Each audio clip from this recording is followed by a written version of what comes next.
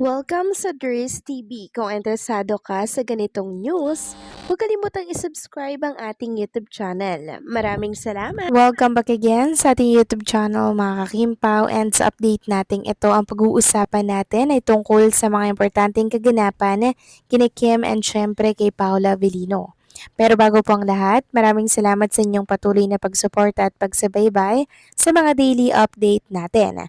Kaya naman bilang pasasalamat, narito po ang ilang napili kong komento patungkol ito sa naging previous update. Unang komento mula po ito kay Ginang Edita Hechanova. Sabi niya, so kung may makapag-jogging si Kim, ibig lang sabihin, hindi buntis si Kim like what the others are posting and discussing. I'm a nurse so I should know what is right and appropriate. Maraming salamat po sa komento, Ginang Edita Hechanova. Yes, tama po kayo dyan.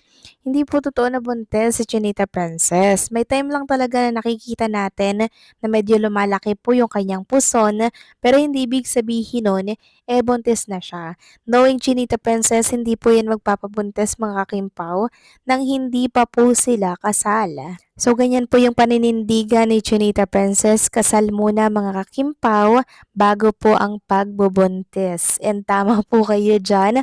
Hindi po totoo and hindi po appropriate yung inyong mga nababalitaan na buntis na daw si Chinita Princess. Makakapag-jogging po ba yan?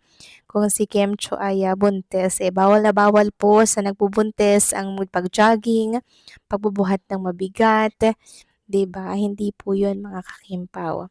Kami, gusto naming mabuntis si Kim Chu pero sana mga kakimpo, ikasal muna siya, hindi po ba? Para mas magandang tingnan sa mata ng tao, sa mata ng Diyos, syempre, kasi batas po yan mga kakimpaw. And yan po yung isinasaalang-alang talaga ni Chinita Princess. Yan po yung kanyang paninindigan. Hanggat maaari, hindi po siya talaga magpapabuntis, kasal muna. So maraming salamat po sa komento. Ginang Edita Hechanova, God bless po and mabuhay kayo. At ang next comment naman, mula naman po kay Ginang Mila Carillo, sabi niya dito, alam mo Ma'am Ders, kahit saan siya makasal, okay lang yan basta matuloy lang ang kasal. Para sa future, okay lang hindi na natin saklawan ang gusto ng Kim Pao. Basta support lang tayo hanggang makarating sa future ng Kim Pao, todo support lang tayo, abangan natin ang kabanata. Have a nice day. Take good care to of you. Si Lord nang bahala. Gabayan kayo lagi.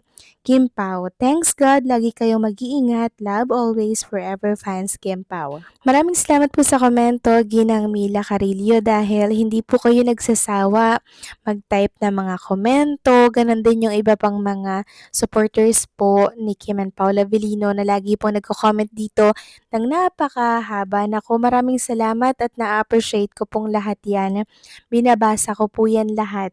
Hindi ko man mabasa dito mismo sa vlog natin, pero iniisa-isa ko po yan mga kakimpaw, yung mga comment ninyo na basahin kay negative man or positive, binabasa ko po yan mga kakimpaw, kaya nagpapasalamat po talaga ako. And yes, tama po kayo dyan, Ginang Mila Carillo, basta makasal si Kim and Paula Avellino.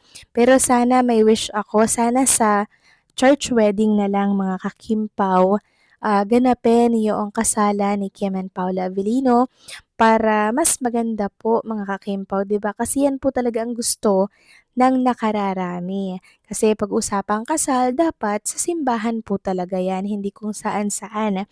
Pero syempre, kung saan man po ang gusto ni Kim and Paula Avellino, bahala po sila. Basta tayo mga kakimpaw, kung saan sila masaya, dun po tayo. So maraming salamat po sa inyong mga komento. God bless po and mabuhay kayo. So ito na nga, pag-usapan na natin ang mga balita po na nakalap natin sa gabing ito. At unahin na nga nating pag-usapan ang tungkol dito sa naging promotional video ni Paolo Avellino para po yan sa Advanced Aesthetic by Dr. Haveliana, na kung saan nagpunta po si Paolo Avellino dito nung nakaraan bago po siya umattend ng birthday party. Kasi kung inyong natatandaan, ganyan na ganyan po yung damit or yung suot ni Paula Avellino nung nagpunta po siya sa birthday ng kanyang kaibigan. Yung naka-cardigan po mga kakimpo ng parang brown ba yun. Sabi dito, Derma Day at Advanced Aesthetic by Dr.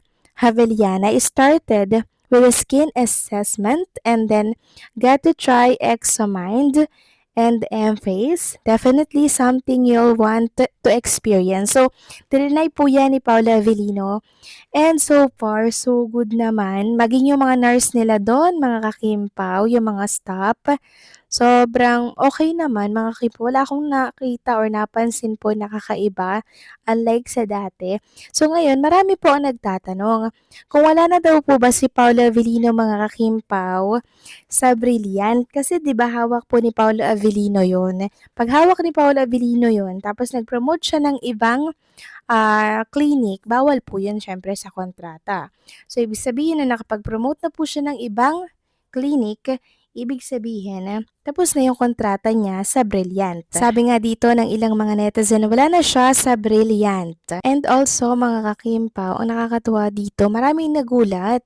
Kasi si Paolo, mahilig na daw po ngayong magpapamper po ng skin. Like Chinita Princess na talaga namang inaalagaan po yung kanyang skin, yung kanyang glowing skin, 'di ba? Yung kanyang figure. So si Paolo parang curious na siya mga kakimpo kasi ito po yung puhunan nila dito sa showbiz industry, yung kanyang itsura, yung kanilang figure, yung kanilang pangangatawan, kaya kinakailangan talaga mga kakimpaw ng clinic na kung saan ay mag-aalaga po ng kanilang looks, 'di ba? Para mas maganda, mas blooming and glowing sa harap po ng camera. Marami nga po nagko-congratulate kay Paula Avellino kasi another endorsement, another blessings din naman sa kanila ito mga kakimpaw. And sabi nga nila, hopefully makasama si Chinita Princess sa mga ganito pong endorsement. Pero parang malabo yung mga kakimpaw kasi iba yung kay Kim, iba rin yung kay Paulo. So hindi sila pwedeng magsama mga kakimpaw until may kontrata sila sa iba't ibang mga clinic na kung saan alam niyo na mga kakimpaw, nag-iingat ng kanilang mga face. Kaya pala nung nakaraan mga kakimpaw, ang pogi-pogi at ang blooming, glowing ni Paula Avellino nung nakita natin na umattend siya sa birthday party ng kanyang kaibigan. Yun pala, bago siya umattend doon, nagdaan muna siya sa clinic po mga kakimpaw na kung saan ay bago niyang endorsement. Grabe, napakatahimik ng lugar na yon. And syempre yung mga staff, yung mga nurse, talagang napakadisiplinado, respetado, mga kakimpaw, and talagang baw na baw sila kay Paula Avellino mga kakimpaw. Hindi sila yung mga staff na tili ng tili, di ba? Nakakailang yun, pero sila mga kakimpaw dito sa clinic na pinuntahan ni Paula Avellino or bagong endorsement, talagang so far so good. Wala akong masabi sa mga staff at doktor. Talagang ano lang nila, professional lang silang magtrabaho kaharap si Paula Avellino. So again, congratulations Paulo. And syempre mas marami pa sanang endorsement ang dumating sa iyo kasama si Chinita Princess. So paano mga kakimpo, hanggang dito na lamang pong update natin at maraming salamat sa patuloy na pagsuporta.